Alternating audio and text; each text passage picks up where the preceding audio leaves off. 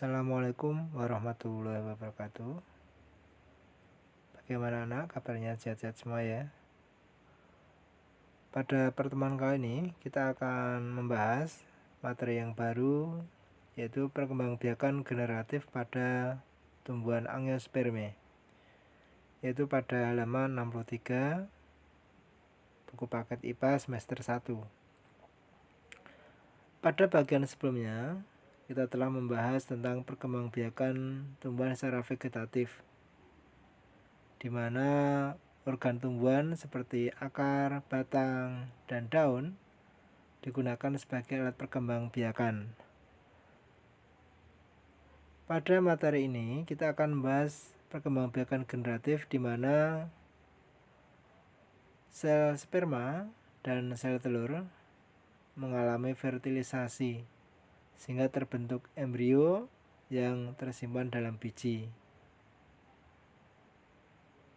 Biji dapat tumbuh dan berkembang menjadi tumbuhan baru. Sifat dari keturunan atau tumbuhan baru dapat diperoleh dari gabungan sifat kedua induk.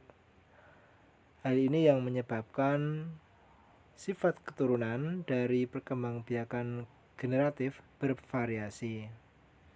Ini tentunya berbeda dengan perkembangbiakan vegetatif, di mana perkembangbiakan vegetatif berasal dari bagian organ tumbuhan tertentu, sehingga sifat tumbuhan baru pada perkembangbiakan vegetatif itu sama dengan induknya. Tetapi pada perkembangbiakan generatif, sifat tumbuhan baru dapat berbeda atau bervariasi. Hal ini disebabkan karena tumbuhan hasil perkembangbiakan generatif ini berasal dari dua tanaman yang berbeda meskipun masih satu jenis. Kita lanjutkan pada halaman 64. Pada halaman 64 ini ada aktivitas, yaitu mengamati struktur bagian bunga. Langsung saja bisa kalian buka bukunya halaman 65, di mana ini ada bagan atau gambar bunga, ada isian yang harus kalian isi. Ini akan kita bahas bersama. Bagian bunga yang nomor 1 ini adalah butik ya. Pada butik ini ada beberapa bagian juga. Yang nomor 2 ini adalah stigma atau kepala butik, yaitu bagian pucuk yang berada di ujung butik.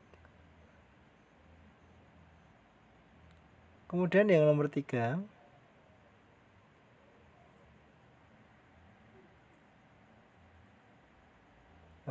ini adalah stilus atau tangkai putik.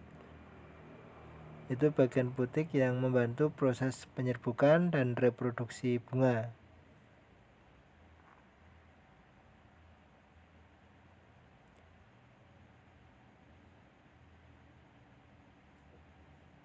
Kemudian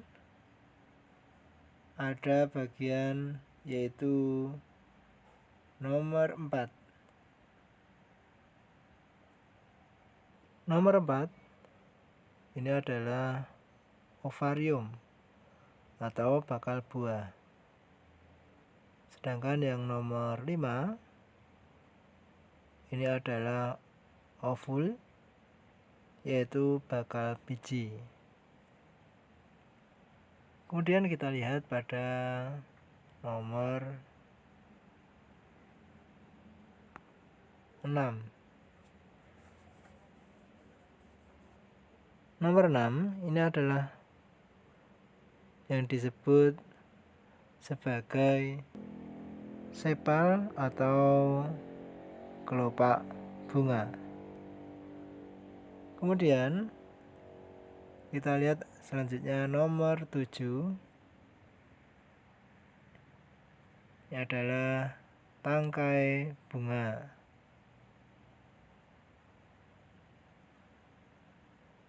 Selanjutnya setelah nomor 7 ada nomor 8. Nomor 8 ini adalah benang sari.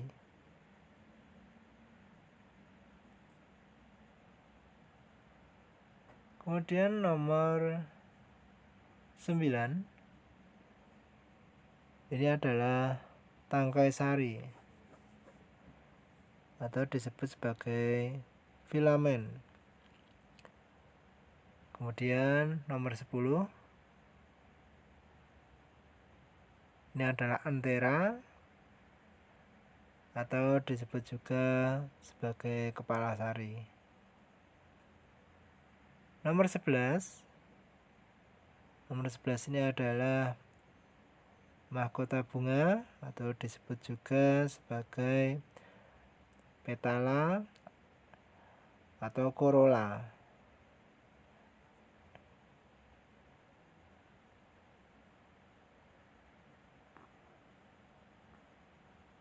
Nah, ini adalah nama-nama bagian bunga. Itu tadi adalah bagian-bagian bunga yang bisa kita sebutkan pada gambar ini.